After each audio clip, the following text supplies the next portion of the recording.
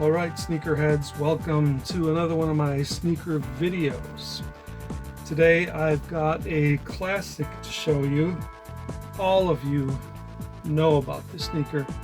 Maybe many of you own a pair or have owned a pair, but it's an undeniable classic, and ever since it was released in the 80s, it has remained fashionable, cool, in style, chic, whatever you want to call it.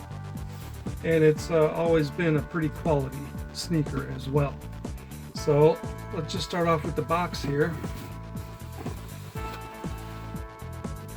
Typical brown and orange Nike box.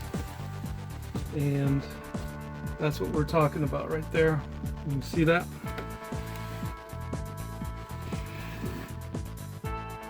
Nike Air Force 1. And that's all it says, Nike Air Force 1. Doesn't say Nike Air Force 1 07, just Air Force 1. And these are size 11. Now let me pull these out and show you what we have here.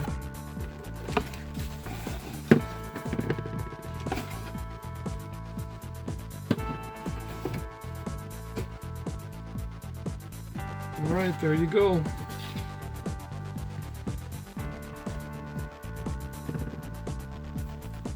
You're probably like, those look really messed up. Yeah, you're right. They do. These are super old. This was my very first pair of Air Force Ones. And I bought these back in 2007, I think it was.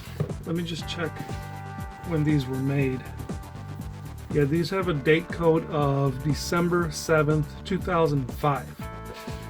And yeah, I think I got these in 2007.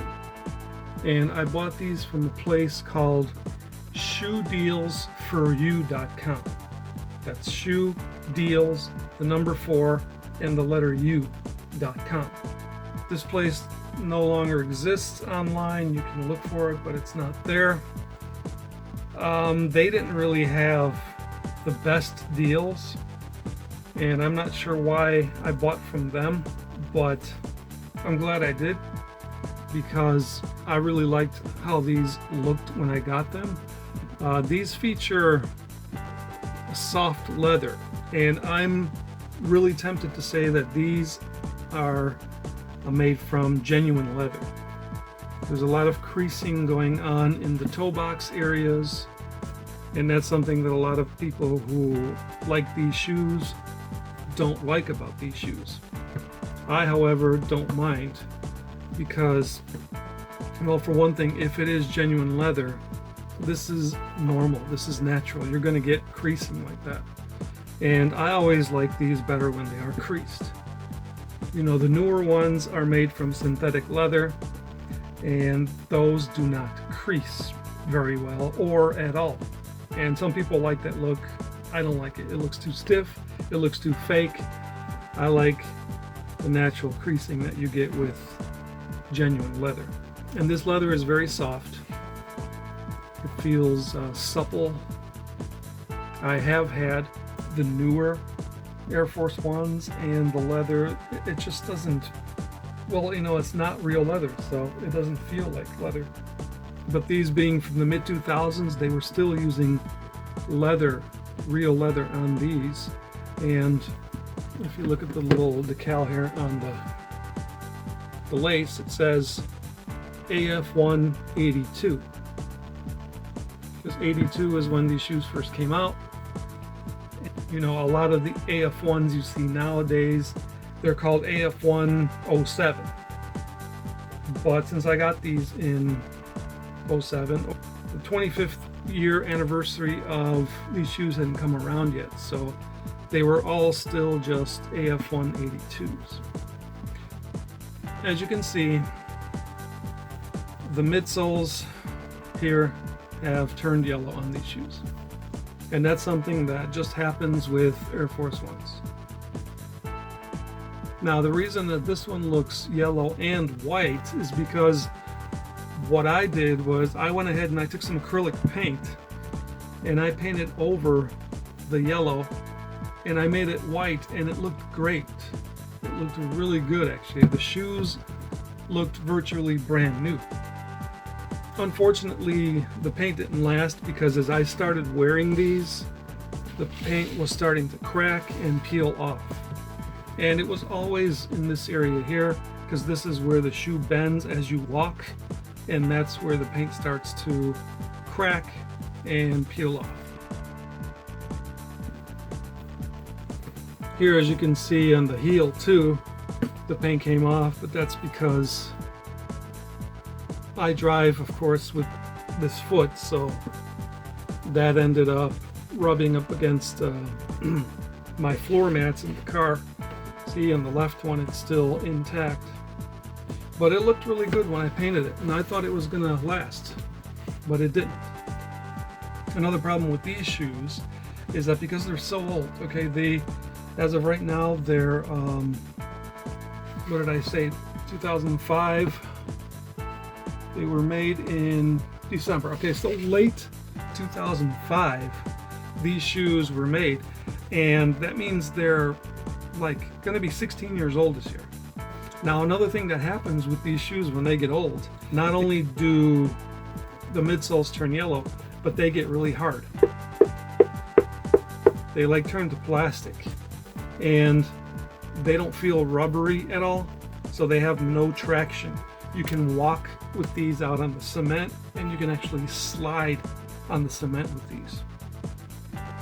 And in terms of walking inside a store with the floor tiles, even worse. But you know what? I did use these several times last year and this year, and you know, I wasn't really having a problem losing my grip. But what ended up leading me to not be able to wear these anymore was that here on the left shoe, the sole just cracked. Look at that. It just completely cracked. And I was really disappointed. You know, over the years, I've had a love-hate relationship with these sneakers. For one, because a lot of people wore these. So I went through long periods of times where I didn't wear these, but I also went through periods of times where I wore them a lot. Initially, in terms of comfort, when I started wearing these, I noticed that the tongue would keep hitting, you know, the front part of your foot. When I got these shoes, I was wearing no-show socks, like during the summer and fall and spring, and the tongue would hit on my foot just above where the no-show socks ended, and that bugged me. That didn't feel good. So that's one of the reasons I stopped wearing these in the summer. In the winter they were okay because you're wearing crew socks, not a problem. But another thing is that I bought these in size 11. I'm not sure why. I think I would have been fine with 10 and a half. They always seemed a little bit too big for me. But I figured, you know, in the winter it's okay. Maybe you'll wear more socks in the winter and a half size bigger will be more accommodating. But, you know, I don't remember what I did. The thing is, I had also purchased a pair of the mid version of these shoes, so I think I probably wore those more during the winter. Another thing about this pair here is that I lent this pair out to several people. Having had so many sneakers during that time, you know, the mid 2000s, late 2000s, I would lend out sneakers to certain people I trusted, but they were okay. You know, I kind of rediscovered these last year, you know, after the pandemic broke out, and they were saying, you know, you should stick to just wearing one pair of shoes and you know, don't wear your good shoes outdoors. And so that's what I did. I went, you know, to the back end of my collection and started pulling out some of the ones I wasn't wearing as much or at all anymore, and I pulled this pair out, and they actually felt very good, and I was really comfortable in them. And they looked good with skinny jeans, which to me is surprising considering they're kind of bulky. You know, these sneakers, you can't deny that they are somewhat bulky. They do have this really, really tall midsole, outsole. But strangely enough, they do seem to work with skinny jeans. And now that, well, at least in the last several years, when skinny jeans have really become popular for guys, you see a lot of guys wearing Air Force Ones with skinny jeans, and it looks okay. It looks very good, actually. So even though this one here is cracked, and there's probably nothing I can do to repair these, I'm not going to throw them out. I'm going to keep them because I really like how they look.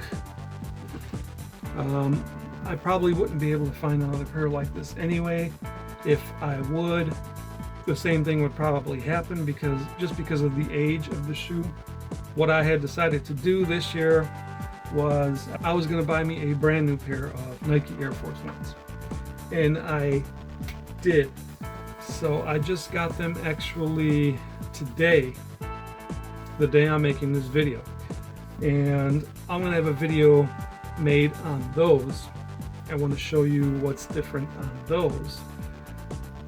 I didn't get the standard Air Force One low that you see everybody wearing. I picked up a pair called Air Force 107 Craft, and this one supposedly uses genuine leather, and that was a selling point for me because I really like the genuine leather on these. So I wanted another pair of these with genuine leather, and so I ordered that pair directly from Nike. And you do pay a premium for that because the fact that the leather is genuine.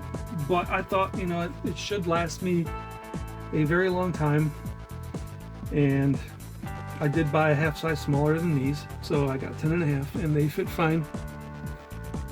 So I will be showing you those in a future video, and I actually wanted to take pictures of them before I wore them. But I was so excited today when I got those shoes that I wanted to wear them today, and I ended up not taking any pictures before I wore them. It's okay, they're still like new, so there's no issues there. I'll get pictures very soon. Anyway, I hope you liked this video here about my Air Force Ones, my really old 15-year-old Air Force Ones. I'm sure you have a pair of these too, or you've had some. I think you can agree with me that these are really a classic shoe, never going to go out of style. It's just a timeless design. Look good with everything.